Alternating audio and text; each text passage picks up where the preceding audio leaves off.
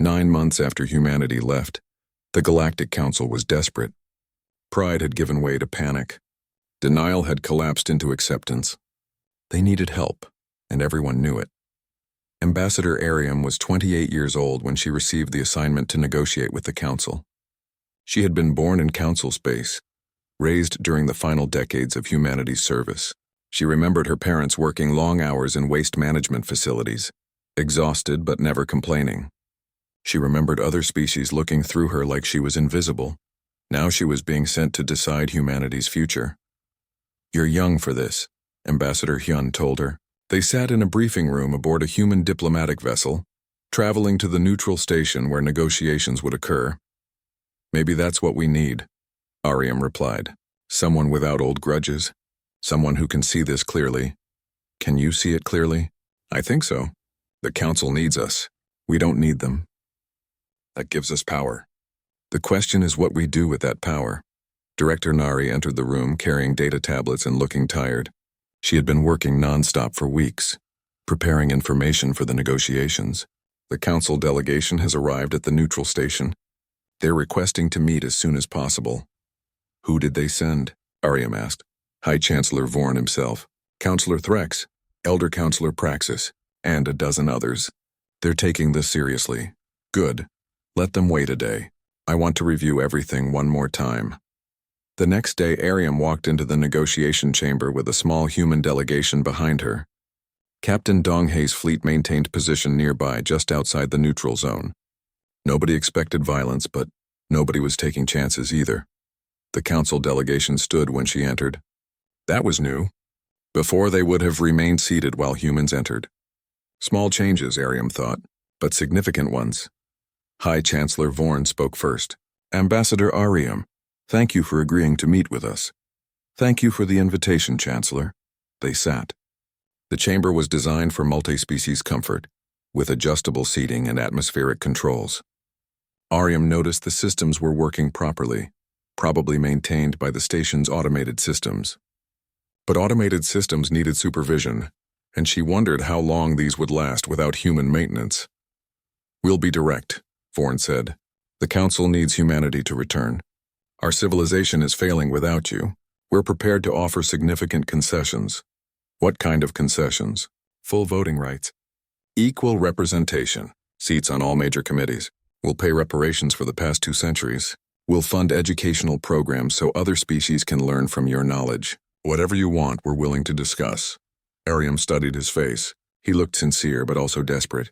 "Why should we return?" The question seemed to surprise them. Councillor Threx leaned forward. "Because billions of lives depend on it. Our people are suffering. Your people have the skills to help them. Isn't that reason enough?" "No," Ariam said simply. "Our people suffered for 2 centuries while doing exactly that work. You never cared then? Why should we care now?" Threx's feathers ruffled in agitation. But Elder Councillor Praxis raised a hand to stop him from speaking. The old councillor looked at Ariam with ancient, knowing eyes. "You're right," Praxis said. "We didn't care. We took your labor for granted and your people for fools. We dismissed your warnings and ignored your contributions. We treated you as servants rather than partners, and now we're paying the price for that arrogance. So this is just about consequences?" "No, this is about learning. Or trying to learn." Praxis paused. "I've lived 300 years, Ambassador. I've watched the Council make the same mistakes repeatedly. We exploit those we consider beneath us. We take without giving. We forget that civilization isn't built by individuals but by cooperation. The Council has never been good at cooperation," Ariam observed, "because we've never needed to be. We conquered our challenges through specialization and technology. But that created blind spots. We couldn't see the generalist thinking that holds complex systems together. We couldn't value the quiet maintenance that keeps everything running. And now you can see it? Some of us can. Others are still learning. But your departure taught us something we couldn't learn any other way." Praxis leaned forward. "Do you know what surprised me most about humanity's departure?" "What?" "That you left peacefully. No sabotage. No violence. No revenge. You simply walked away with dignity and let us face our own mistakes. That took more strength than fighting would have." Ariam felt something shift in the room. The other counselors were listening carefully to Praxis, even Threx. This wasn't just negotiation theater. Something real was happening here. What changed? She asked. What really changed after we left? Vorn answered this time. Everything changed. We had to do the work ourselves. We had to face the systems we'd been ignoring. We had to see what we'd been blind to. He pulled up a holographic display showing council space. Red zones marked failures and crises across hundreds of worlds. This is what we never saw, Vorn continued. The complexity, the interconnections, the constant adjustments needed to keep civilization running. We thought systems just worked. We didn't understand they worked because someone was making them work. We tried to tell you, Ariam said, we know. We read all the old reports after you left. Dr. Yuna's warnings, scientist Hana's research, every proposal and presentation humans made over 2 centuries. We read everything we'd ignored. Vorn's voice was heavy with regret. We could have prevented all of this. We just had to listen. Captain Donghei's voice came through Ariam's earpiece. Ambassador, we're detecting Council military ships approaching. Multiple vessels possibly attempting to flank our position. Ariam touched her communication device. Stand by, Captain. Don't engage unless fired upon. She turned back to the Council delegation. Are those your ships? Vorn looked confused, then alarmed as his own aides checked their communications. His face darkened. Rogue commanders. Some military leaders don't agree with negotiation. They want to force humanity back. Can you stop them? I'm trying. But our command structure has been unstable since the intelligence networks collapsed. This was bad.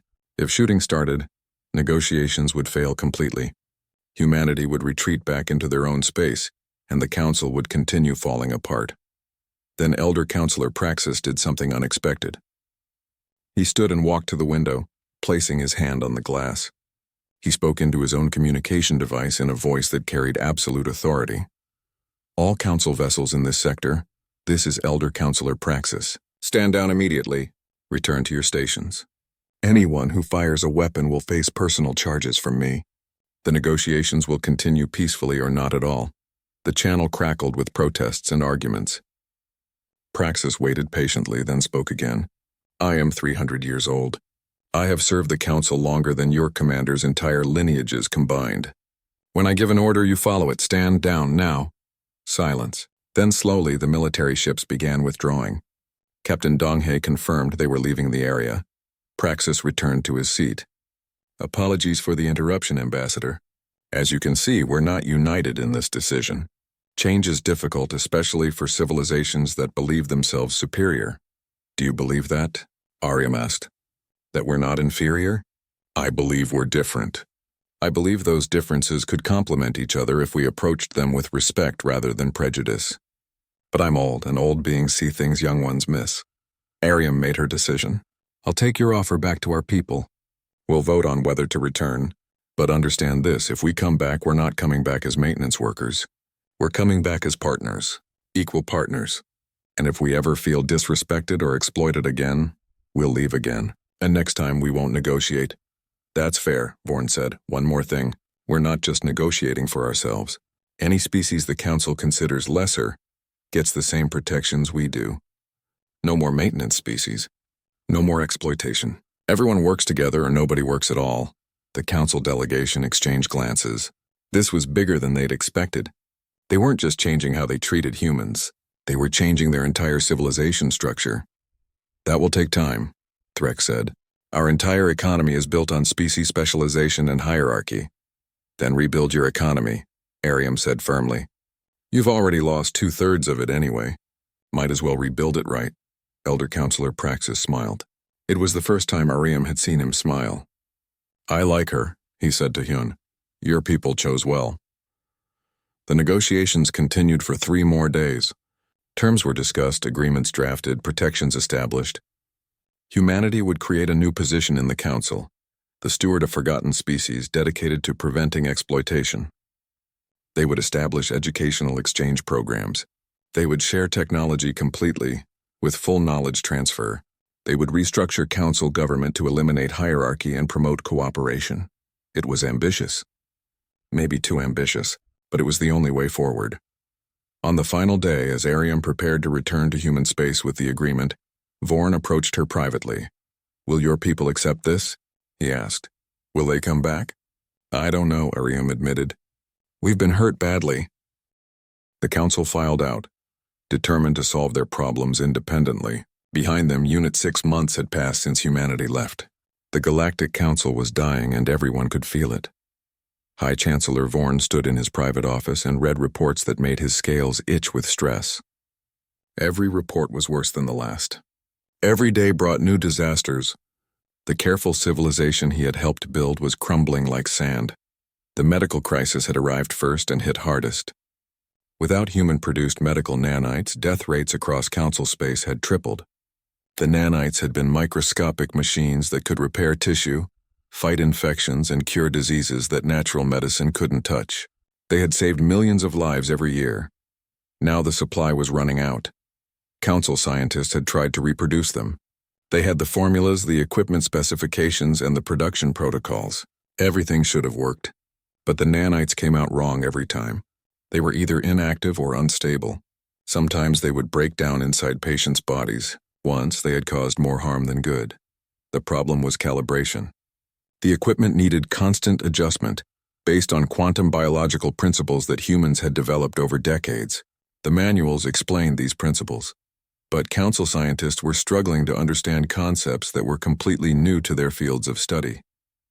It was like trying to build a computer when you had never learned what electricity was. Dr. Suji had known this would happen. 10 years ago, she had tried to start a medical exchange program where human doctors would train council doctors in the new techniques. The council medical board had rejected the proposal, saying their own medical science was perfectly adequate. Now people were dying because of that pride. Kellex, aide to Chancellor Vorn, compiled a report that would change everything. He was young for his species, barely 80 years old, and he had always been good with numbers. Now those numbers were painting a picture of complete disaster. He knocked on the Chancellor's door and entered without waiting for permission. Vorn looked up, saw Kellex's expression, and gestured for him to speak. "I've completed the comprehensive analysis you requested," Kellex said, placing his data tablet on the desk. "The results are worse than we thought. Show me." Kellex activated the holographic display. Charts and graphs filled the air between them. 34% of council economy has completely halted. Trade routes are disrupted because ships can't navigate reliably. Manufacturing has stopped in regions where waste management failed. 12 separate wars are now active between member species. 12 wars. We had peacekeepers, and our peacekeepers are overwhelmed. Commander Dreth reports he's handling conflicts that human intelligence officers were preventing for years. We never knew about those officers or their work. They operated quietly, mediating disputes before they escalated. Vorn closed his eyes. Continue. Food production has collapsed on 40 agricultural worlds. Human farming techniques had increased yields by 400%. Without human agronomists, the crops are failing. The genetically modified seeds they developed are becoming sterile.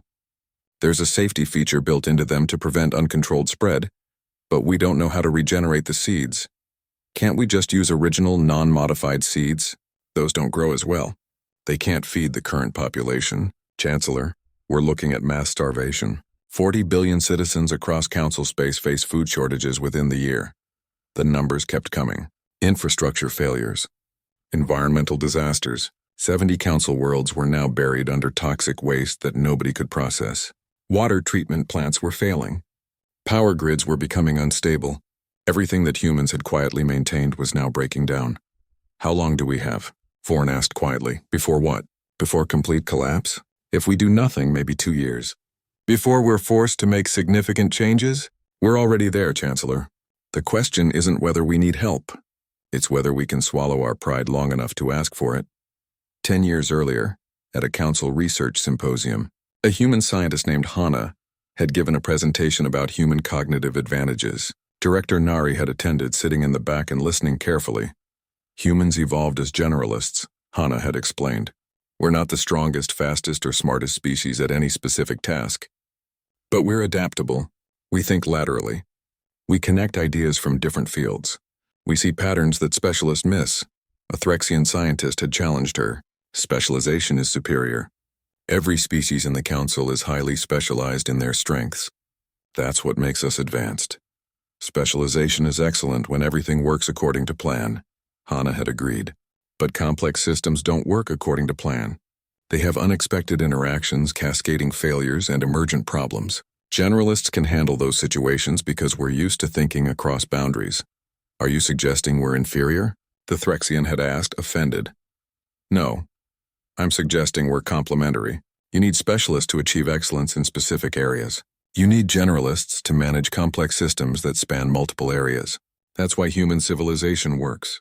That's why we're good at maintaining your civilization. We see the whole picture, not just the individual parts. The council had dismissed her presentation as human arrogance. Now they were learning she had been right. Their specialists couldn't handle the complex interconnected systems that kept civilization running. Those systems needed generalist thinking, and they had sent all the generalists away. Admiral Sung stood on the bridge of his flagship and watched the approaching council vessels on his sensors. There were 12 of them, military craft crossing into human space without permission. They're trying to reach the border colonies, his tactical officer reported. Probably trying to kidnap human workers.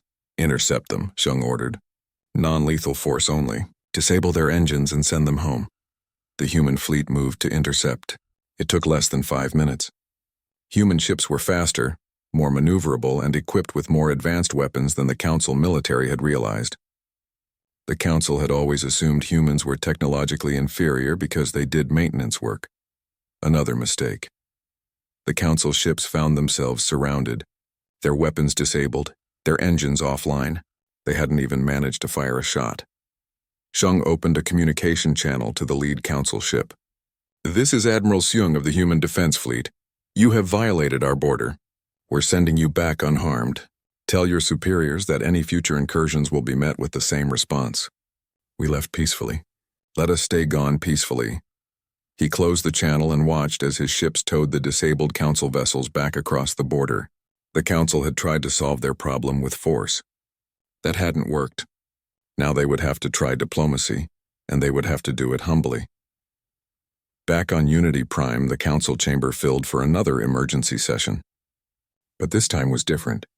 Elder Counselor Praxis had requested to speak, and when Praxis requested anything, people listened. He was the oldest being in the chamber, over 300 years old. His species had long memories and rarely spoke without purpose. Now he stood before the council and prepared to tell them truths they didn't want to hear.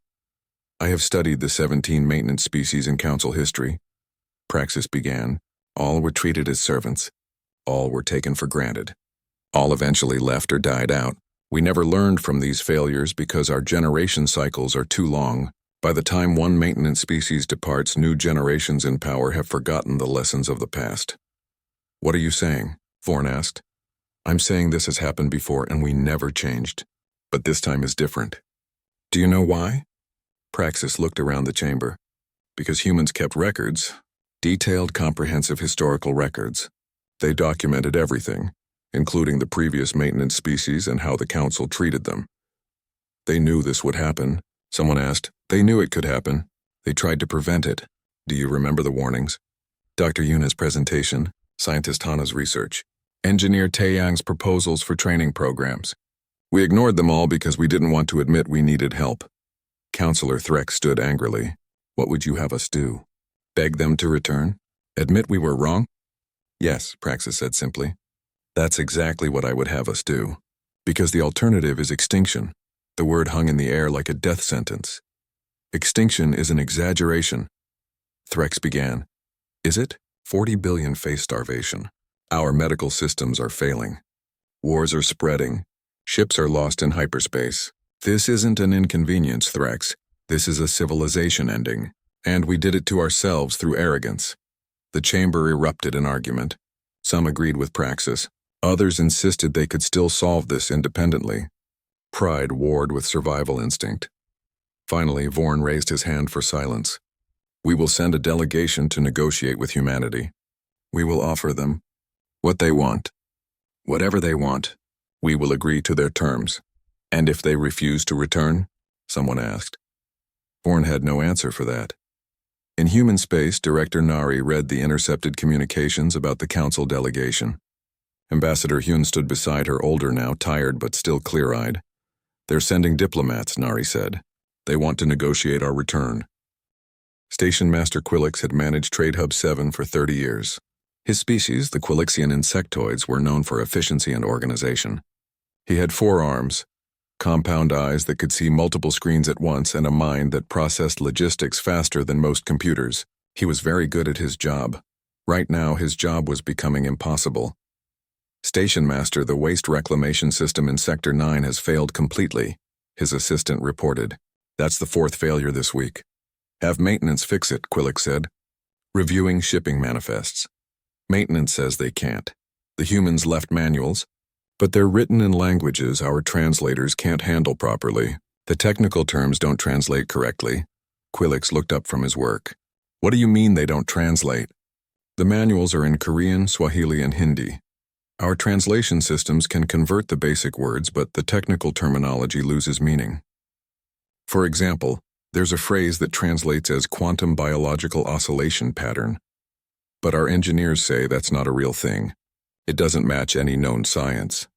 Because it's human science, Quilix realized. They developed new fields of study we never bothered to learn about. What should we do? Quilix didn't have an answer. The waste was piling up. Sector 9 was starting to smell. Soon it would be a health hazard. Get me the human manual. I'll look at it myself. An hour later, Quilix sat with the manual and felt something close to despair. Even with translation software, the manual was incomprehensible. Not because it was badly written, but because it assumed knowledge that the Council didn't have. The humans had built these systems based on principles they had discovered. They had never taught those principles to anyone else because nobody had ever asked. Contact the human embassy, Quilix ordered.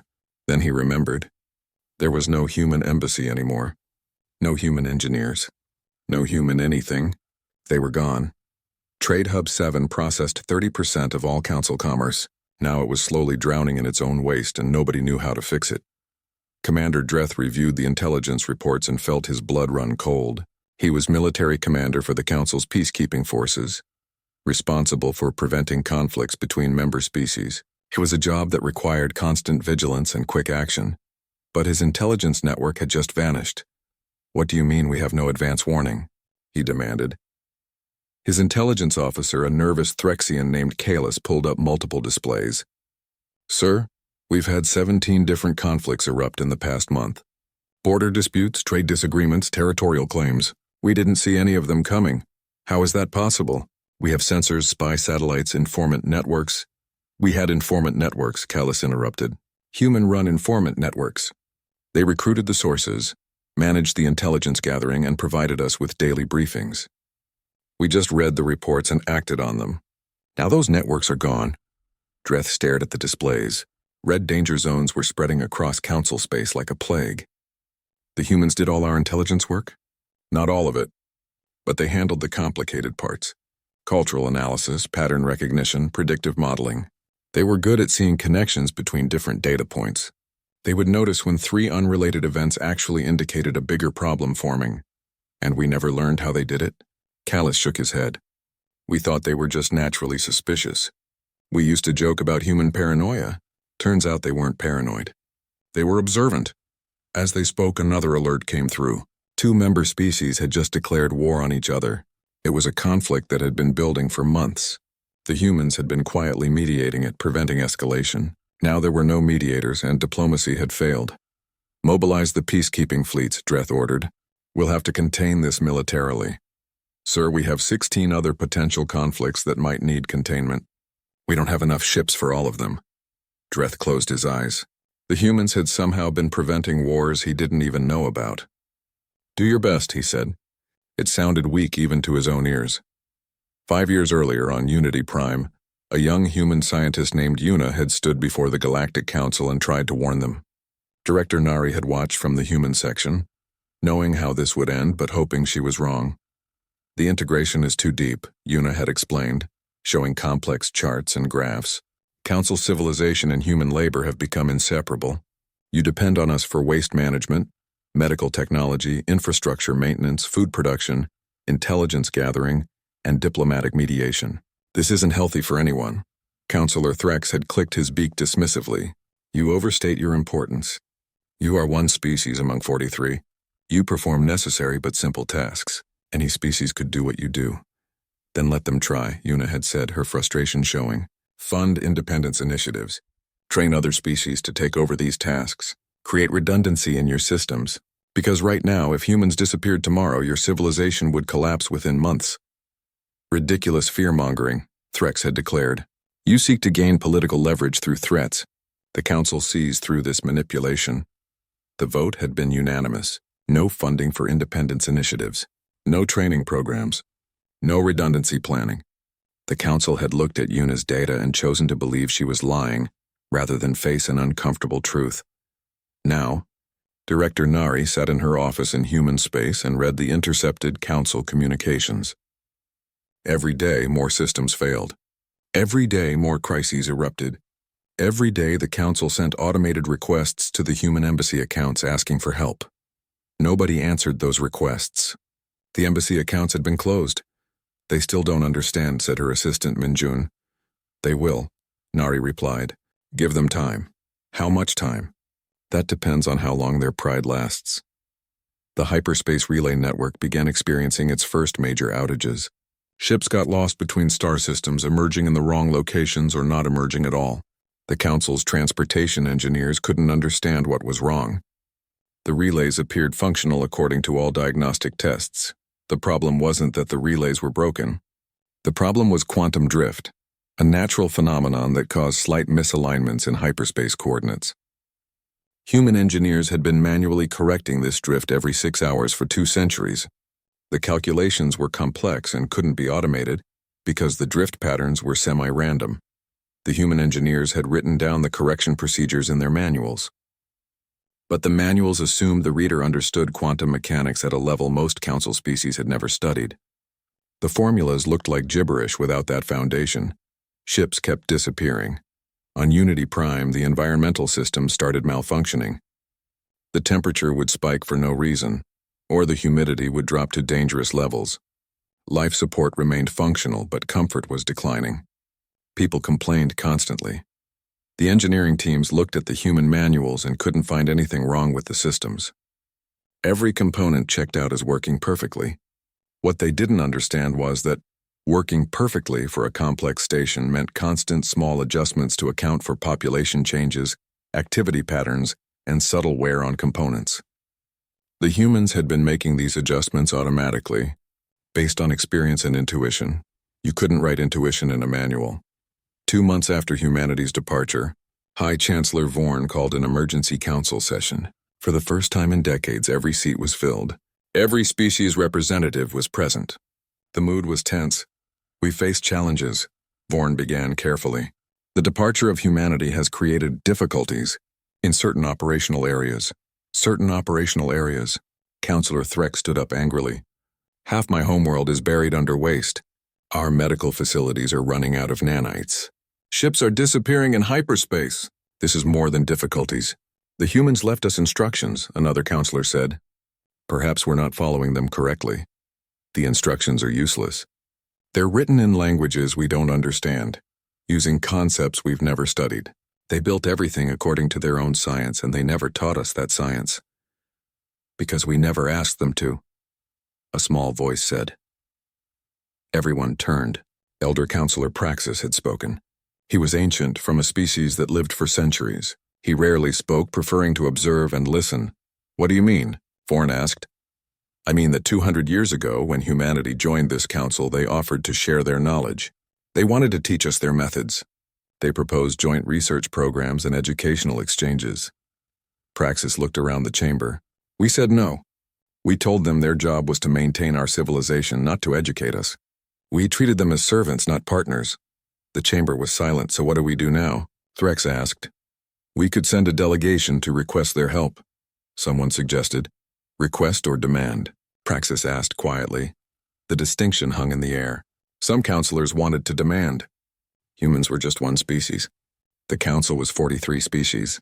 Surely they could force compliance, others were less certain. But pride won the debate, as it usually did.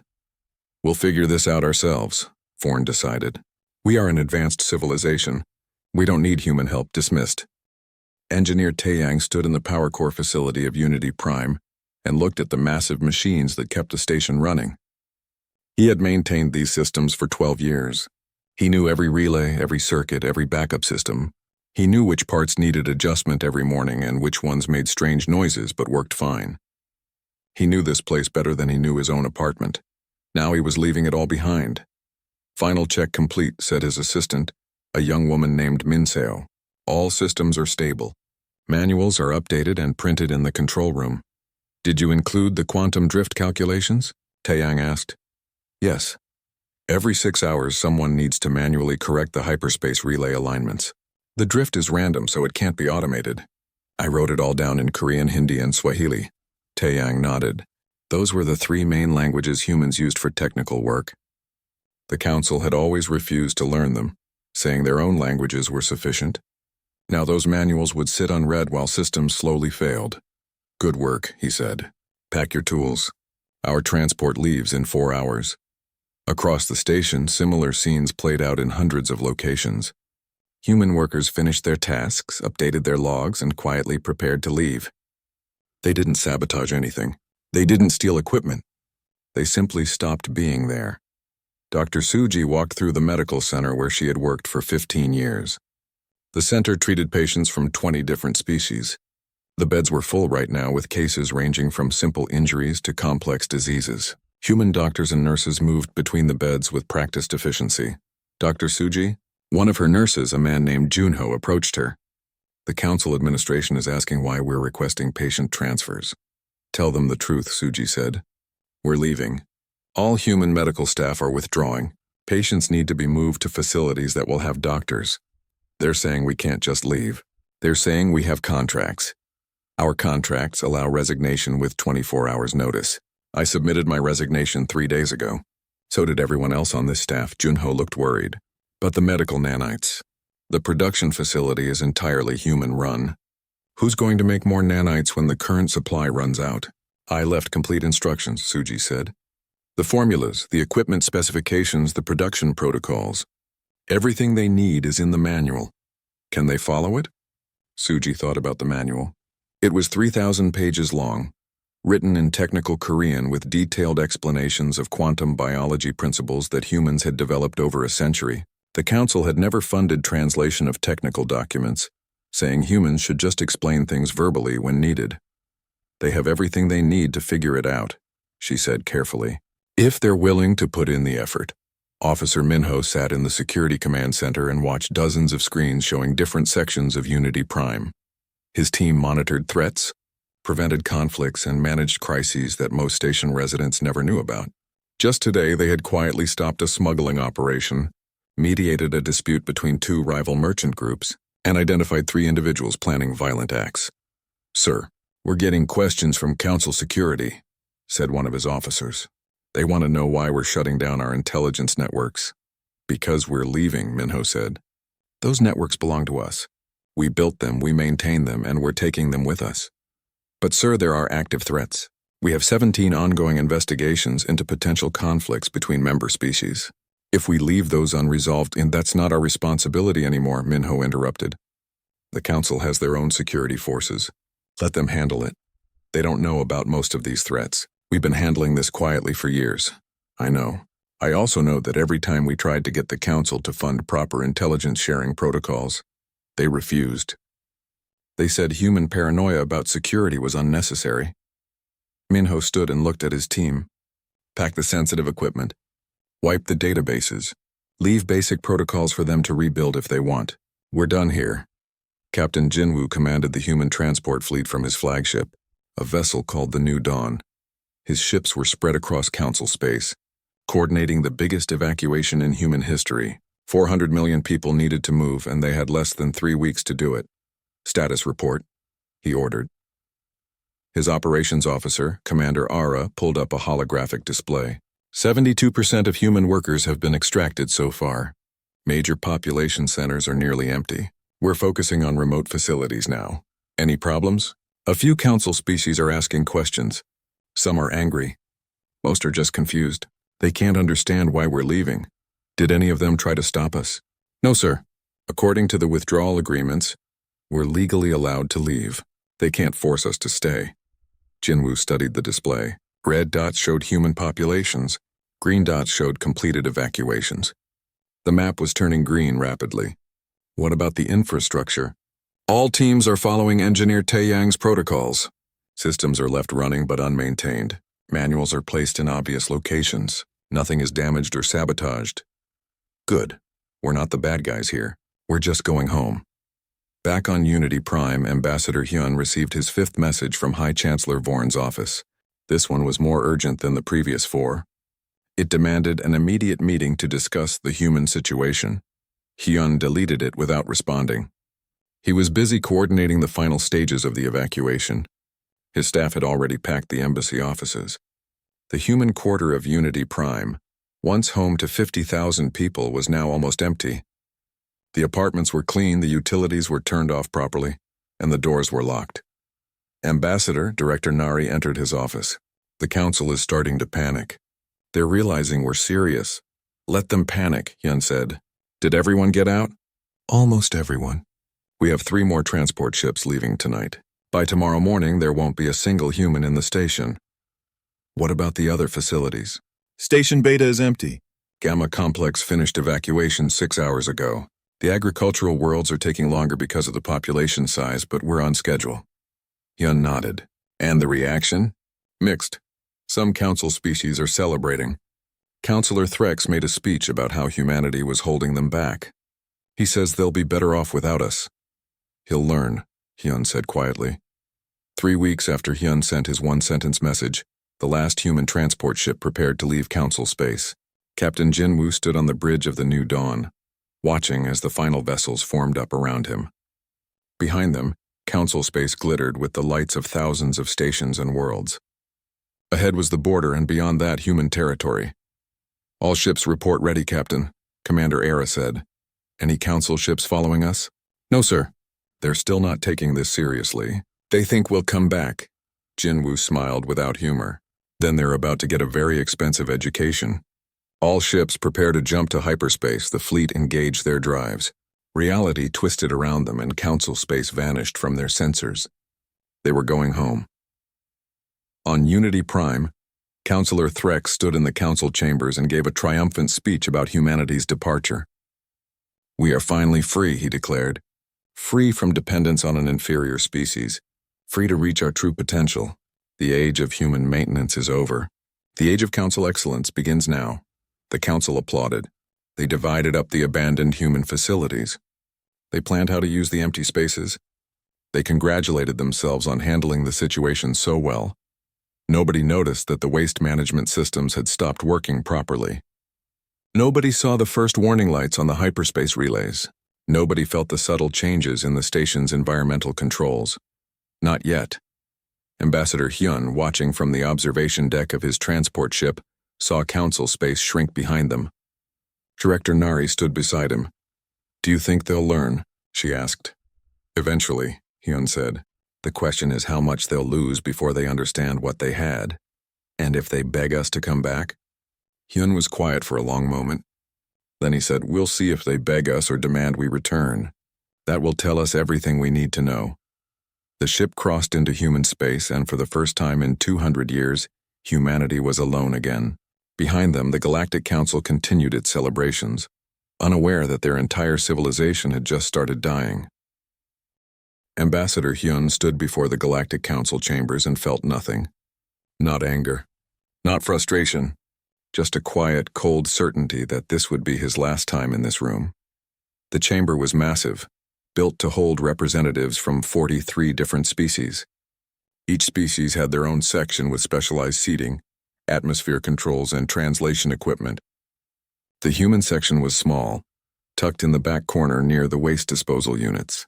The council had said it was the only space available when humanity joined 200 years ago. Nobody had ever suggested moving them. Hyun watched as Councillor Threx, a tall avian creature with silver feathers and sharp eyes, addressed the assembly. His beak clicked with satisfaction as he spoke.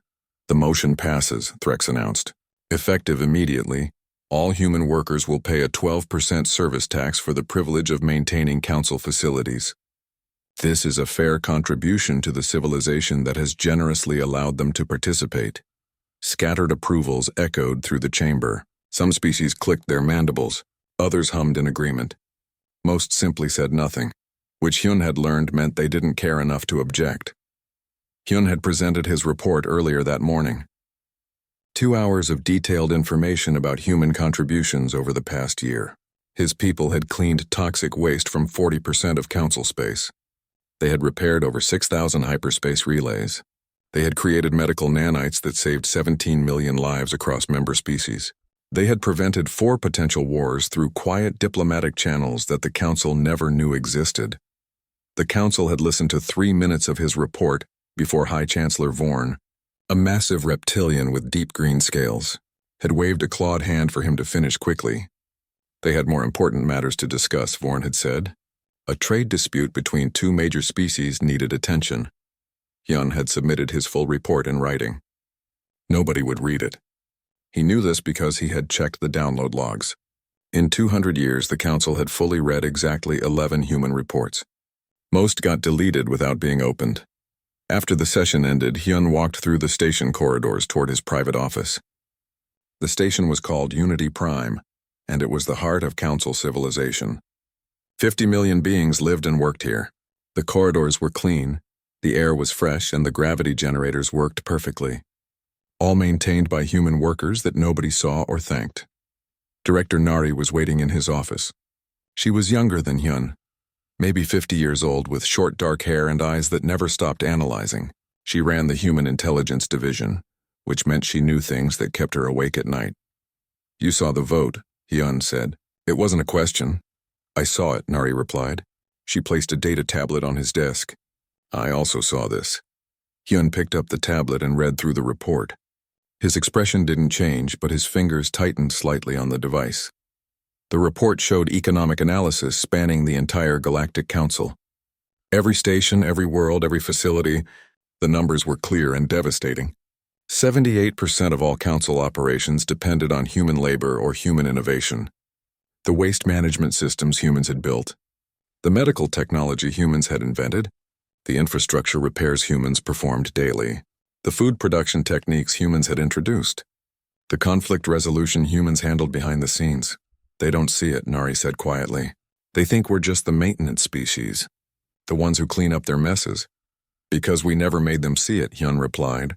"We just kept working, kept fixing their problems, kept making everything run smoothly. We tried to tell them. Remember Dr. Yuna's presentation 5 years ago? She showed them exactly how dependent they were on us." Hyun remembered. Dr. Yuna had been brilliant and passionate. She had created detailed models showing the integration between human work and council systems. She had warned them that this dependency was dangerous for everyone. Councillor Threx had called her fear-mongering. He had suggested that humans were trying to gain political leverage through threats. The council had voted to deny funding for any independence initiatives. They didn't want other species learning how to do the work humans did. It was more convenient to keep humans doing it. "What are you thinking?" Nari asked. Hyun looked out the window of his office. He could see the central plaza of Unity Prime below. Thousands of beings from dozens of species walked, talked, and lived their lives. None of them knew that human engineers had just spent 18 hours fixing a critical power relay beneath that plaza. None of them knew that human doctors were currently treating a plague outbreak 3 sectors away. None of them cared. "I'm thinking about something my grandfather told me," Hyun said. "He was ambassador before me. He said the hardest thing about this job wasn't the disrespect. It was watching us become invisible. So what do? Hyun turned back to face her. "We leave," Nari blinked. "What?" "Not just me. All of us, every human in council space. We leave." "Hyun, there are 400 million humans scattered across council territory. We're on 2,000 different worlds and stations. We're integrated into every system they have." "Exactly." Understanding dawned slowly on Nari's face. "You want them to understand what we do?" "No," Hyun said. "I want them to understand what they've taken for granted. There's a difference. They'll panic. The council will send ships. They'll try to force us back. Let them try. We're not slaves, Nari. We're not prisoners. We joined this council freely, and we can leave freely. The agreements we signed allow any species to withdraw with proper notice." "What's proper notice?" Hyun sat at his desk and began typing on his terminal. His message was simple and clear. 1 sentence in 43 languages so every species would understand. "Effective immediately. Humanity withdraws from the Galactic Council. We wish you well. He added the formal withdrawal codes, the legal references, and the notification requirements. Then he looked at Nari. Send this to every human facility, every human ship, and every human worker in council space. Tell them to pack their things. Tell them to finish their current shifts professionally. Tell them to leave all equipment and manuals behind. Tell them we're going home. How long do we have? I'm giving us 3 weeks. We'll need that long to evacuate everyone safely. Coordinate with Captain Jinwoo.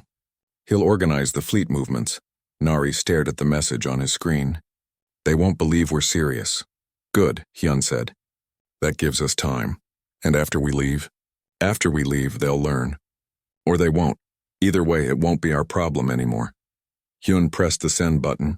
The message transmitted instantly across the quantum network to every human outpost in council space. Within minutes, his terminal began receiving acknowledgement responses.